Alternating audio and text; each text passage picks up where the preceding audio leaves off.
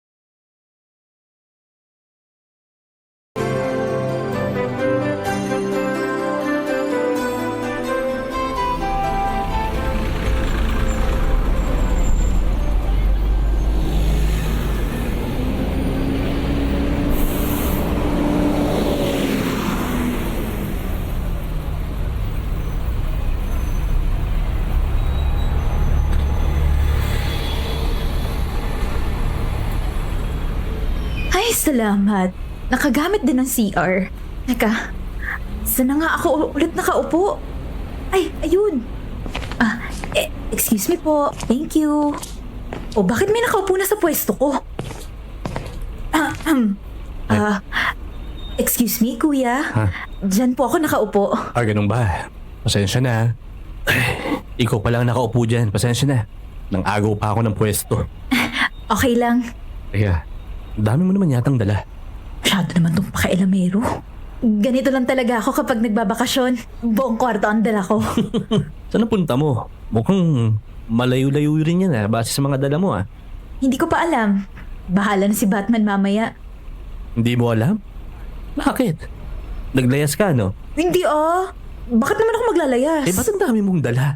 Tapos hindi mo pa alam kung saan ka pupunta. Kung babakasyon ka nga, dapat planado yung gagawin mo Nakalimutan ko Basta, doon ako mismo sa istasyon ng bus bababa. At isa pa, pwedeng huwag kang magtanong ng magtanong dyan. Hindi tayo magkakilala, no? Sabagay. Vincent nga pala yung pangalan ko. Ikaw, ano pangalan mo? Sabi ko nga, di ba? Huwag kang tanong ng tanong. O nga pala. Pasensya na. So, ano ang pangalan mo? Bakit gusto mong malaman? Kasi gusto ko. So, ano nga? Madison. Okay. Gusto mo sabay na tayong bumaba? Bakasyonista din kasi ako Pareho tayong hindi alam kung saan pupunta. Baka masamang tao ka, ha? Oy, hindi Hindi ako kidnapper o masamang tao. Kung gusto mo, magpakita pa ako sa iyo ng ID ko Hindi na kailangan. Nagbibiro lang naman ako Ilang taon ka na pala? Mukha ka kasing, ano? Ano? Matanda. Excuse me. 25 lang ako ikaw. 26 ka na siguro, no? Uy, hindi Mas matanda ka kaya sa akin. 20 years old lang ako, no? Makadagdag ka naman sa edad ko. Napansin ko lang kasi na parang masyado kayatang matikas kang kumilos. Sundalo kasi ako Sundalo ka? Oh, Di babaero ka pala. babaero. Teka, ba't mo naman nasabi yan? Kasi, di ba? Oh. Yung mga sundalo, babaero. Ano? Parang mga seaman. Uy, Kasi kapag nasa trabaho kayo, hindi kayo nakakasalamuhan ng mga babae. grabe ka naman. Hindi lahat ng sundalo o kahit seaman ganun. May mga matitino pa rin naman mga lalaki. Tulad ko. Seryoso ko pagdating sa pag-ibig at kahit kailan, hindi ko pinaglaruan ang damdamin ng mga babae. Kasi kung gagawin ko, hindi parang binastos ko na rin yung nanay ko, di ba? Sa bagay, may punto ka nga naman. Ay, naantok na ako. Patulog ka na muna. Gigisingin na lang kita kapag nasa bus terminal na tayo. Nice to meet you, Madison. Nice to meet you rin, Vincent.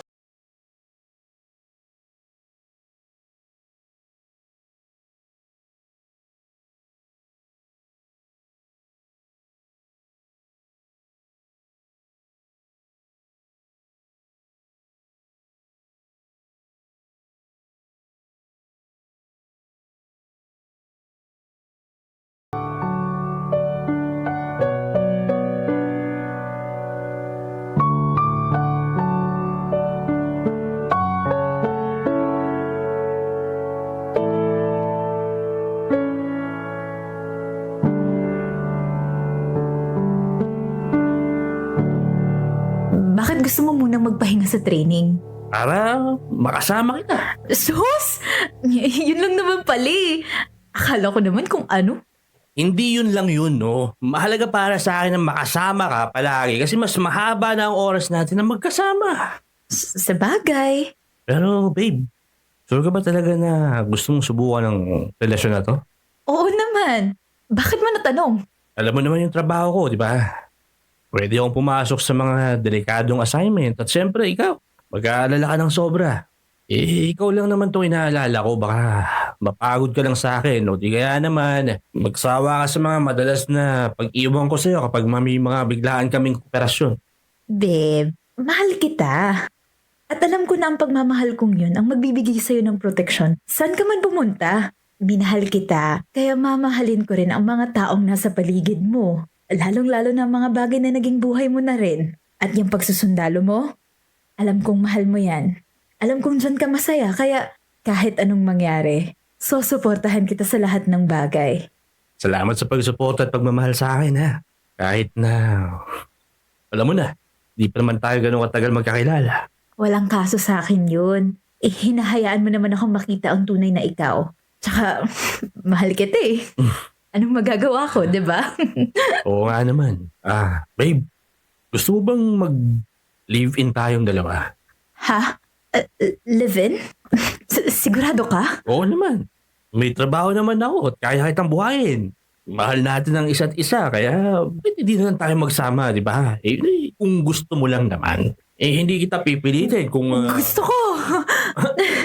Talaga? Pumapahayag ka? Oo! Gusto kitang makasama. Araw-araw. Kaya walang kaso sa akin kung magsasama na tayo sa iisang bahay. Mabuti naman kung ganun. Teka, paano pa lang pamilya mo? Baka mamaya magagalit sila sa'yo kapag nalaman nilang nakipaglibin ka sa isang taong hindi mo pa naman masyadong kilala. Matanda na ako. Alam ko rin naman na sasabihin lang nila sa akin na alam ko na ang tama sa mali eh. Hindi rin naman ako pipigilan ng mga yun. Sigurado ka? Bakit? Ayaw mo ba? Pwede namang magbago ang isip ko. Hindi, siyempre gusto kong makasama ka rin araw-araw. Ito naman, parang naninigurado lang naman ako. So, pagkatapos natin kumain, kuhanin na natin yung mga damit mo sa tinutuluyan mo at iuwi kita doon sa amin. Doon na tayo sa atin. Ngayon agad? Agad-agad? Hindi ka naman masyadong atat, babe, ha? Bakit ba? Hindi na ako makapaghintay na solohin kita eh. Oh, sige na nga.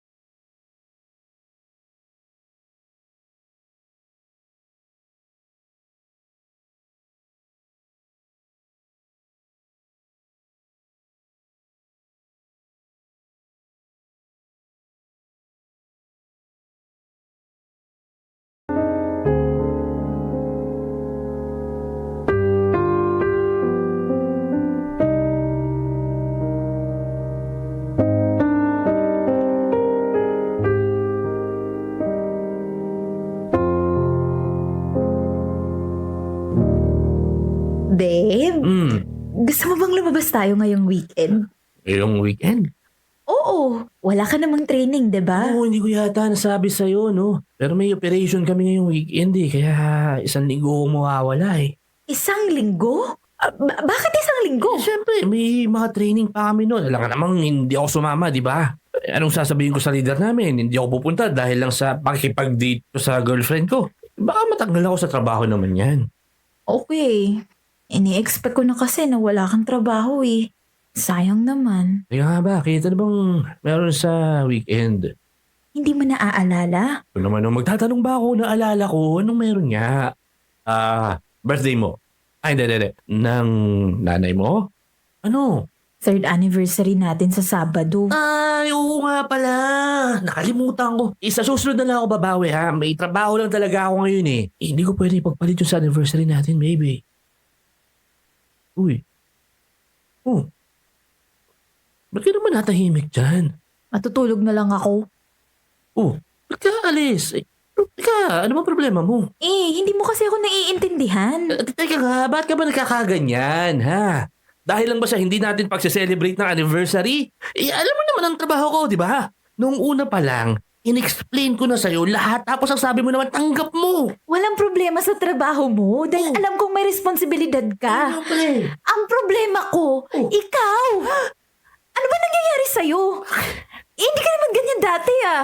Palagi tayong masaya dati. Malambing ka. Pero ngayon, parang wala kang kasama sa bahay na to. Sabihin mo nga sa akin, may nagawa ba akong hindi mo nagustuhan? May problema ba tayong dalawa, Vincent? Wala. Anong wala? Meron yan. Hindi pwedeng wala dahil kung nagsasabi ka nga ng totoo sa akin, hindi ka magkakaganyan at hindi ako aarte ng ganito. Alam kong may mali. Kaya nakikiusap ako sa'yo, sabihin mo yun sa akin para maayos din natin agad. Ayokong dumating ka na lang din sa puntong sasabog ka sa harap ko.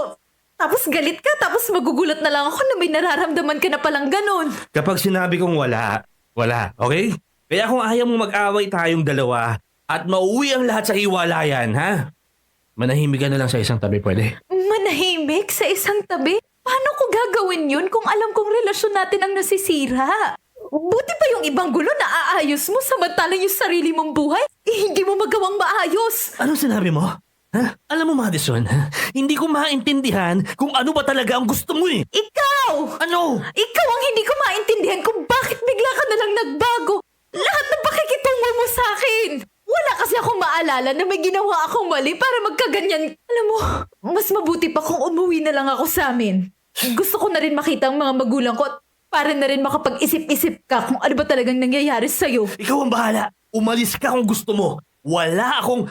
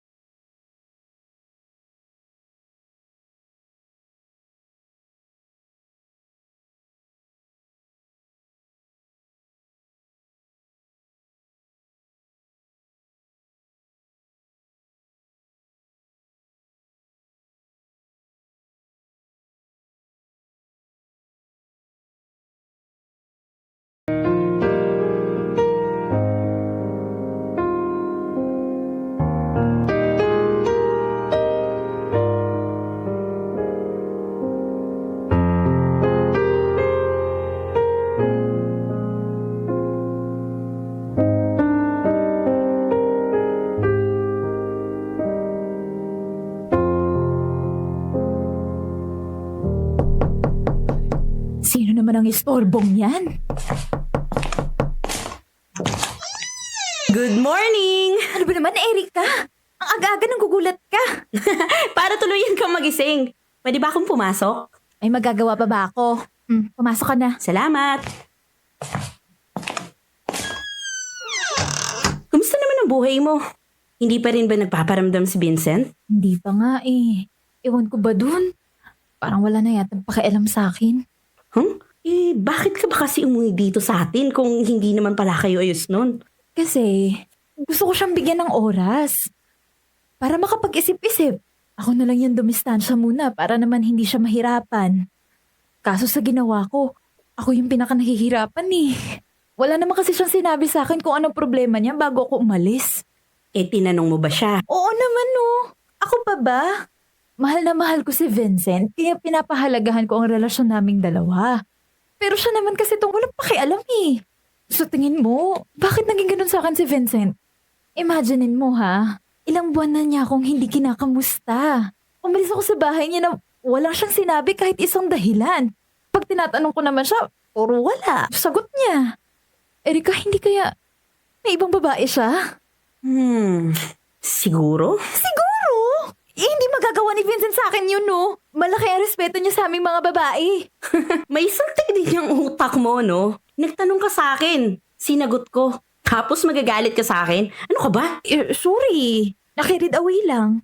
Pero sa tingin mo, may iba na ba siya? Palagi namang yan nasa option kapag may nagbabago sa relasyon. Yun nga number one clue ng mga tao kapag ang mga partner nila ay nalalamig na sa kanila. Pwede rin naman na pagod lang siya sa trabaho. Or ang pinakamasakit na pwedeng dahilan niya nawala na lang talaga yung pagmamahal niya sa'yo ng walang rason. Parang mas gusto ko pa yata yung may iba na siya para naman may dahilan akong magalit. O di kaya naman, may mas malalim pa siyang dahilan na konektado sa trabaho niya. Anong ibig mong sabihin? Pwedeng sinasanay ka lang niya na wala siya sa tabi mo dahil sa trabaho niya. Para kapag nagkaroon siya ng mga operations, hindi ka masyadong mahihirapan kasi sanay ka nang wala siya sa tabi mo. Iyon naman ang hindi ko matatanggap. Nakipagrelasyon pa siya sa akin kung ganun lang din naman ang gagawin niya. Lahat ng sinabi ko, mga posibleng dahilan lang. Pero syempre, mas maganda kung aalamin mo yun mismo sa kanya. Paano ko nga gagawin yun kung hindi ko man lang siya makontak? Hindi ko na nga alam kung kami pa ba eh. Di kay Timothy ka na lang. Ano? Bakit kay Timothy na lang ako? Kasi una sa lahat, nandito siya. Hindi katulad ng boyfriend mo na hindi mo na nga alam kung boyfriend mo pa na wala naman sa tabi mo. Pangalawa, bagay kayong dalawa. At pangatlo, close naman kayo ni Timothy. So, ano yung problema, di ba? Pero kaibigan lang ang tingin ko kay Timothy. Bakit hindi ba pwedeng mag-level up yun? Lahat naman nag-uumpisa sa kaibigan ah. Yan ba ang dahilan ng pagpunta mo dito? Mag-aalakupido sa aming dalawa ni Timothy? Excuse me, kahit ilang love araw ang ipana mo sa akin, palagi akong iilag dahil tinamaan ang puso ko kay Vincent. Siya lang ang mahal ko at ayokong gumamit ng ibang tao para maging masaya lang. Alam mo, naniniwala ako na darating na araw, nakakainin mo rin ng sinabi mo. Makalis na nga. Pumunta lang ako dito para sabihin sa yung hihintayin ka ni Timothy sa isang restaurant mamayang gabi. 6:30 p.m. So kung ayaw mong maghintay siya na parang tanga doon, hindi pumunta ka. Uy, ano to? Ambush? Wala akong choice? Parang ganun na nga. Sige na, aalis na ako. Uy, sandali. Sinabi mo ba kay Timothy ang tungkol sa amin ni Vincent? Siyempre hindi. Alam ko naman na ako lang ang nakakalam dyan sa invisible boyfriend mo. Huwag ka mag-alala. Your secret is safe with me. Hindi ko lang maintindihan kung bakit ayaw mong ipaalam sa iba.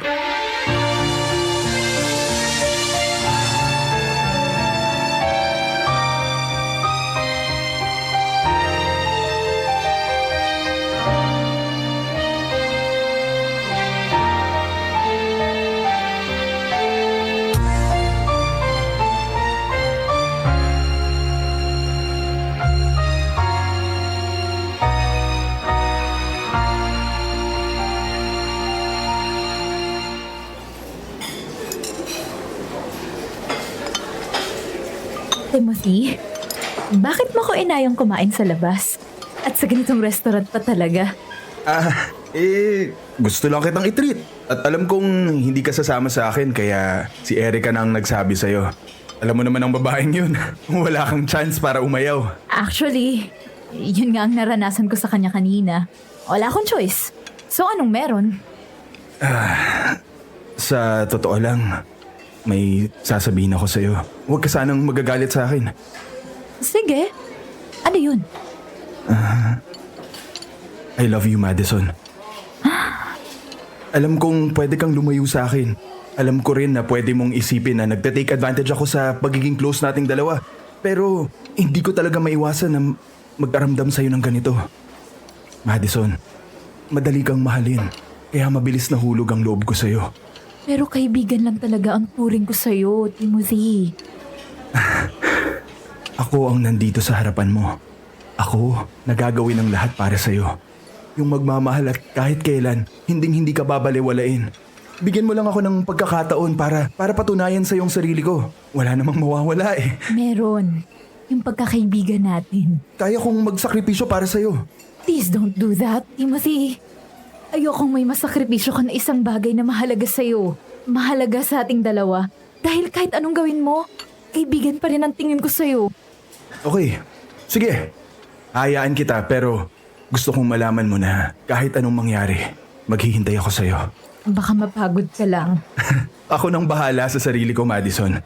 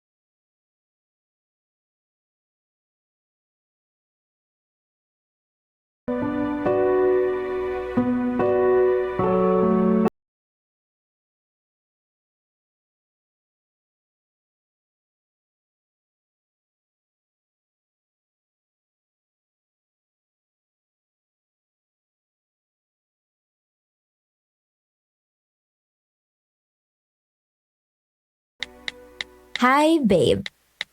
Kumusta ka na? Ayan. Magre-reply kaya yun? Ay, si Vincent! Hi, babe! Ay, babe.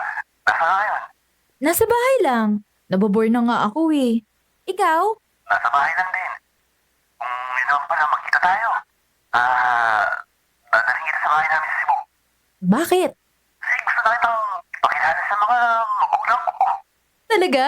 Gagawin mo yun? Oo, it's about time para bumawi ako sa lahat ng mga pangkukulang ko sa'yo noon. Sorry sa lahat ha. Alam kong sobrang nahirapan sa ginawa ko sa'yo noon. Sa totoo lang, hindi ko nga alam na kung bakit sa kabila ng nagawa ko sa'yo. Tinanggap mo pa rin ako. Wala ka ibang minahal kundi ako. Oo naman. Oo naman. Ikaw lang ang minahal ko. Salamat. Napatunayan kong totoo talaga ang nararamdaman mo para sa akin dahil hindi mo nagawang maghanap ng iba. May mahal na mahal kita. Mahal na mahal din kita. So, maganda ka na ha. Susunduin kita. Tsaka may ibibigay din ako sa'yo. Ano naman? Sikreto. Basta kapag binigay ko sa'yo yung bagay na to, alam kong magbabago ng tuluyan ang buong buhay mo. Wow! Mas lalo yata akong na-excite dyan. Basta i-text mo na lang sa akin kapag nandito ka na ha.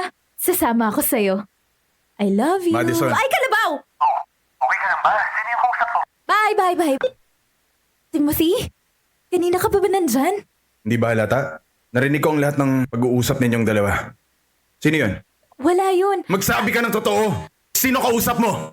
Si Vincent. Vincent, yung ex mo? Nagkabalikan kayong dalawa? Sumagot ka! Nagkabalikan na ba kayo? Oo! Kailan pa? Kailan mo pa ako niloloko? Kailan mo pa ako pinagmumukhang tanga? Patawarin mo ko, Timothy. Hindi ko sinasadya ang lahat. Hindi sinasadya! Kung hindi mo sinasadya, sasabihin mo na agad sa akin. Pero anong ginawa mo? Pinagsabay mo kaming dalawa! Alam ko naman na may kasalanan ako. Pero sana intindihin mo yung nararamdaman ko. Mahal na mahal ko pa rin si Vincent. At ayoko mawala siya sa akin. Di rin kita magawang iwan dahil ayaw kitang makitang nasasaktan. Gulong-gulo ang isip ko, Timothy. Wow! Wow! At sa lagay na yan, gulong-gulo ka pa? Sinasabi mo sa akin ngayon na mas mahal mo yung lalaking yon? Bakit? Ano bang meron siya na wala ako? Ano ang kaya niyang ibigay sa'yo na hindi ko maibigay? Madison, minahal kita ng sobra. Sa tingin mo ba, Hindi ko alam na sinagot mo lang ako para magiging panakip butas mo. Hindi! Timothy, hindi! Hindi ka naging panakip-butas. Hindi! Maniwala ka sa akin! Niloko mo ako eh! Niloko mo ako! Pinagmukha mo kong taka! Alam mo, gusto kitang saktan ngayon! Pero hindi ko magawa dahil mahal na mahal kita. Mas gusto ko na lang saktan yung sarili ko! Kahit alam kong hindi mo ako magagawang mahalin, pinagpilitan ko pa rin ang sarili ko sa iyo. Alam mo kung bakit? Ha? Umaasa ako na balang araw ako na ang laman ng puso mo. Pero wala. Wala eh. Umasa ako sa wala.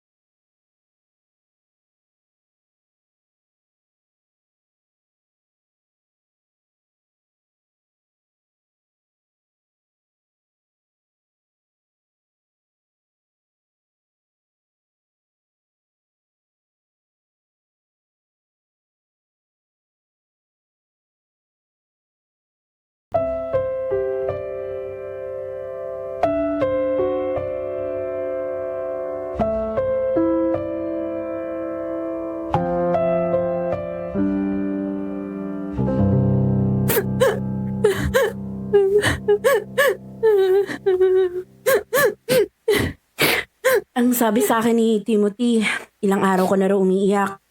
Gusto ko sana niyang kausapin pero ayaw mo naman daw. Si Vincent ang gusto kong kausap. Bakit kasi ganun, Erika? Akala ko okay na kami eh. Nakipagbalikan pa nga siya sa akin, di ba? Pero bibitawan din pala niya ako. Nakwento nga sa akin ni Timothy na nagkausap silang dalawa. Ang sabi daw ni Vincent, si Timothy nang mag-alaga sa'yo. In short, binibigay ka na niya doon sa isa. Eh, hindi pa ba yun sapat na dahilan para kalimutan mo na si Vincent at pagbigyan si Timothy sa puso mo?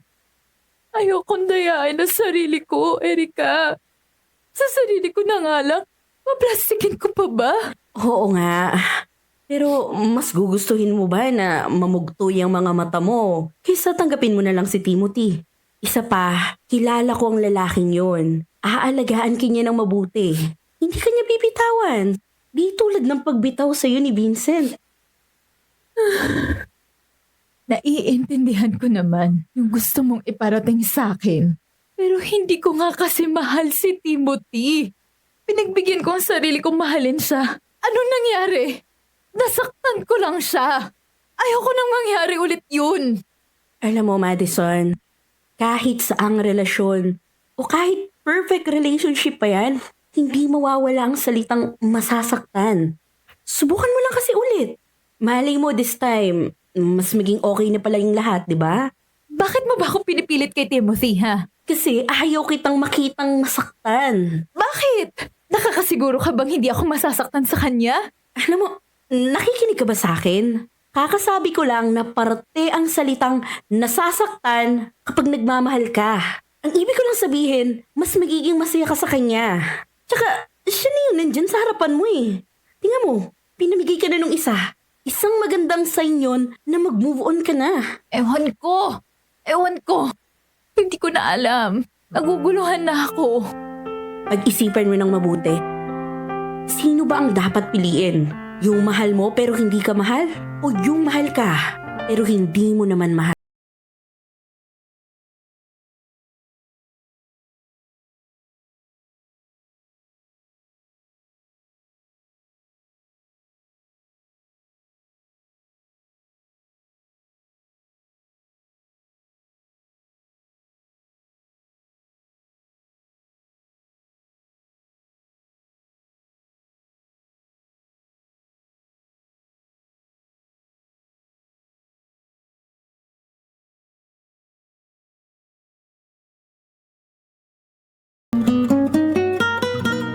ang mga dramatista na nagbigay buhay sa storya natin ngayon sa Dear IFM.